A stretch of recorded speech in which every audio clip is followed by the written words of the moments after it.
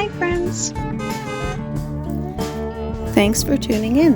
If you like this video, please give it a like, comment below, and take a moment to subscribe to our channel.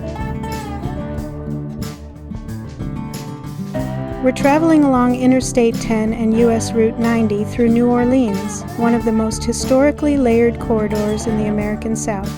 This stretch of roadway follows the edge of the Mississippi River Delta, a landscape shaped by sediment, water, and centuries of human settlement.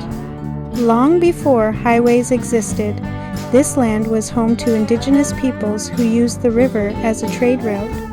In 1718, the French founded New Orleans here, recognizing the strategic importance of controlling access between the Mississippi River and the Gulf of Mexico.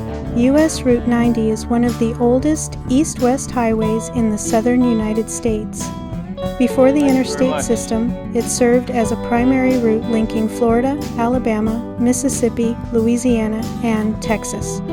In New Orleans, Route 90 became a key commercial artery, supporting shipping, industry, and tourism tied to the Port of New Orleans, one of the busiest ports in the country. Interstate 10 arrived later, constructed during the mid-20th century as part of the national interstate highway system. In New Orleans, the elevated sections of Interstate 10 were built to cross wetlands, rail yards, and dense urban neighborhoods. One of the most notable segments is the Pontchartrain Expressway, which opened in 1958 and remains one of the oldest urban interstate segments in the nation. As we drive here, we're passing near neighborhoods that played central roles in the city's cultural identity, including Treme and Central City.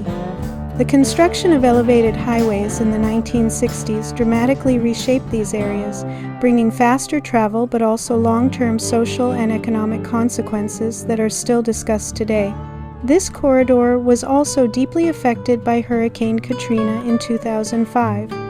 Flooding overwhelmed much of the city, and Interstate 10 became an evacuation route, a rescue access point, and later a symbol of recovery as damaged infrastructure was repaired and rebuilt.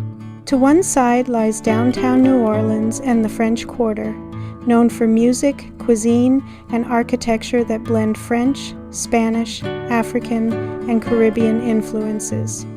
To the other side are industrial zones, rail lines, and canals that remind drivers of how closely this city's economy has always been tied to transportation. Driving Interstate 10 through US Route 90 offers more than a way across the city.